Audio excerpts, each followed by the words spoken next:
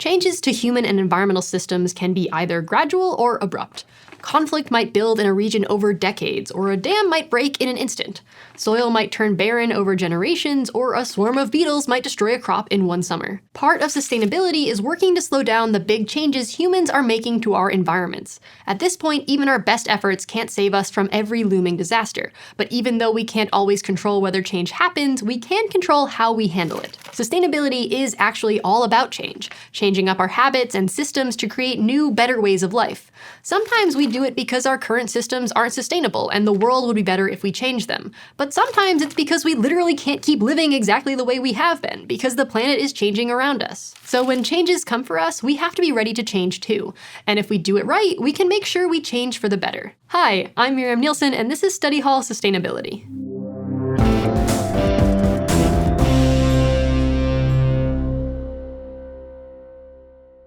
When systems aren't prepared to effectively deal with change, they have vulnerability. A vulnerable system will likely experience some degree of harm when it's exposed to a threat. Here's an example. The Lone Star tick, this pretty little lady, is already pretty common in the southern US. She likes warm climates, the blood of mammals, and transmitting some pretty weird diseases. One of those diseases is called alpha-gal syndrome, because the Lone Star tick is the hottest gal in tick school. Alpha-gal syndrome is extra weird because it causes an allergy to red meat. That allergy can cause nasty symptoms and even be life-threatening, and people often don't even know they have it until they have to seek treatment. And that can be a big problem, especially when cases start cropping up in places they never have before. See, as the world gets hotter, places that were once too cold are becoming livable for more and more insects. So the Lone Star tick can start spending her hot girl summers further and further north, which means up north places like Wisconsin and Canada might soon be in for a treat of meat allergies and tick-related rash illnesses. Sudden spikes in disease can overwhelm medical care systems, leaving communities without the resources they need to care for people. And if those systems are vulnerable, they'll have a harder time responding to those changes. But luckily, at least with ticks, a little prevention and preparation can go a long way. Ticks transmit diseases by biting, so keeping alpha-gal away is often as straightforward as covering up your skin when you're in tick-prone areas. Already, across the US and Canada, public health initiatives are tracking the spread of disease-carrying ticks and teaching everyday people to tuck their pants into their socks to protect themselves from tick-borne illnesses. And if those illnesses become a problem anyway, hospitals and public health facilities could prepare even more, stockpiling supplies and freeing up space to treat people who get sick.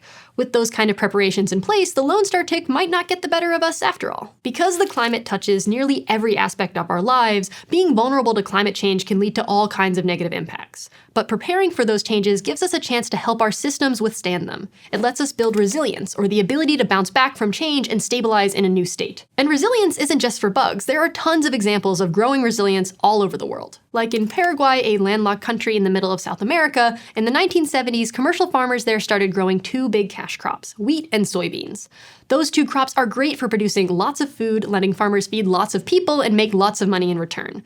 But their introduction to Paraguay had some consequences that were not so great. The wheat and soybean farmers planted their crops with conventional tilling methods, using machines like disc plows and harrows to aerate the soil and make for easier planting. But after a few years of tilling up the soil to plant new crops every season, the soil began to degrade. Tilling disturbs the bacteria, fungi, and nutrients that make soil fertile, and it can increase soil erosion and runoff too. Losing all the good stuff that plants need makes it hard to grow any crops on the disturbed soil, and Paraguay's agricultural system was in danger. But across the border, in the nearby Brazilian states of Paraná, Santa Catarina, and Rio Grande do Sul, farmers were already using what's called no-till farming, a technique where new crops are planted right in with the old ones, without plowing up the soil. It protects the soil from erosion and nutrient degradation, lets dead plant matter turn into natural fertilizer, and helps create rich farmlands that support crops now and in the future. Inspired by their neighbors' techniques, the Paraguayan government started encouraging farmers to adopt no-till farming practices in the late 1970s. Change was slow at first, but by 2002, no-till farming was everywhere.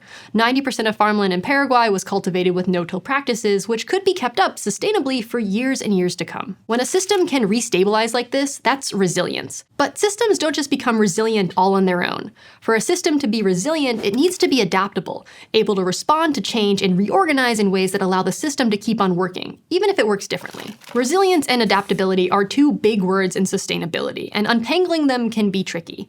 But in general, while a system itself can be resilient, it's the actors in that system who are adaptable. Like in our Paraguay example, the farmers changed their practices to protect the system. They adapted in order to create resilience, so that future changes wouldn't be as big of a shock. And when systems are adaptable and resilient, they can even transform into new, healthier systems that do things they couldn't do before. Like the no-till revolution did a great job of solving Paraguay's soil erosion problem. It helped their system recover from the damage of conventional farming and protected their food supply and economy. But that's not all it did. By the early 2000s, when no-till farming was commonplace, Paraguay wasn't just producing as much food as it did before. Its agricultural output increased 77%. The dead plant matter kept around by no-till practices made the soil more fertile, and skipping the tilling step gave farmers more time to grow more crops in a season than conventional methods. This meant more money for farmers, more food for everyone, and a more stable food system all around. So the system not only recovered, it came out better than before. The farmers' adaptations increased the system's adaptive capacity, meaning the system could not only withstand changes, but take advantage of new opportunities too. By increasing our system's adaptability, resilience, and adaptive capacity, we can make sure they're ready for the changes that are coming, and give them a chance to change for the better. Now, it's also worth pointing out that, surprise, most of the sustainability problems we're trying to address are really complicated, and changing our systems can come with risks. Because all human environmental systems are connected, we have to remember that adaptations will have extensive, sometimes unpredictable ripple effects. In some cases, what might look like a positive adaptation to increase resilience in the near term might lead to greater vulnerability in the long term. For instance, say companies all started packaging products with bioplastics made from starches instead of petroleum-based plastic. Since bioplastics are made from plants like corn and sugarcane, this seems like a good move. It reduces fossil fuel use and plastic pollution, and it probably tastes like caramel corn, right? But it turns out bioplastics aren't actually edible, and a lot of them don't actually biodegrade like they're supposed to. And when they do partially degrade, they can release harmful microplastics into the environment. So what seems like a positive change might create more problems down the road. So real positive change takes some forethought, and there are a couple strategies we could use to get there. The first is known as a top-down strategy, where people in power try to advance sustainability through policies and initiatives. When the government passes laws limiting emissions or adds protections against different types of discrimination, those are top-down strategies, and they can be a great way to make specific, large-scale changes. But they're not always the right choice. Government bureaucracy can be slow-moving and may not consider the views of everyone who will be affected by the changes. So that's where the second strategy can come in. Say you and your neighbors want to make your city more resilient by developing more green spaces. Adding plants, trees, and gardens will protect from the heat, reduce runoff and water waste, and give people a chance to grow more local food. You all agree more green space is a great idea. So you write up your ideas and take them to the mayor so she can help figure out how to make it happen and get all the necessary resources and funding in place. That's a bottom-up strategy, where community members themselves lead projects to create change. And they work well in situations where problems are super local and best understood by the local community. Whatever strategy we end up using, it's important to do it thoughtfully, using input from lots of people, thinking of the present and the future, trying out different approaches, and making sure the system we end up with is one that works for everybody. That process is called transition management, and it doesn't prescribe one single way to get things done. It encourages experimenting with policies and innovations through cycles of actions. Like, our concerned neighbors might meet up and talk about their vision for a new, greener city. They work with the mayor and other city leaders to come up with strategies, and then they start the transition. Along the way, they evaluate how it's going, and if something isn't working, they bring it back to the drawing board to come up with new plans, and the cycle starts over again. And with good transition management, hopefully we end up with a just transition, one where the new system takes everybody's needs into account and nobody gets left behind. Human and environmental systems are constantly changing, often in unpredictable ways. That's why resilience is so important. We need to do what we can to ensure that when a system experiences a disturbance, it can bounce back. We don't want to live in a world that's hanging by a very vulnerable thread. In fact, sometimes change can be a blessing in disguise when adaptability leads to a more sustainable system. As we look to our uncertain future, we don't have to just wait and hope for the best.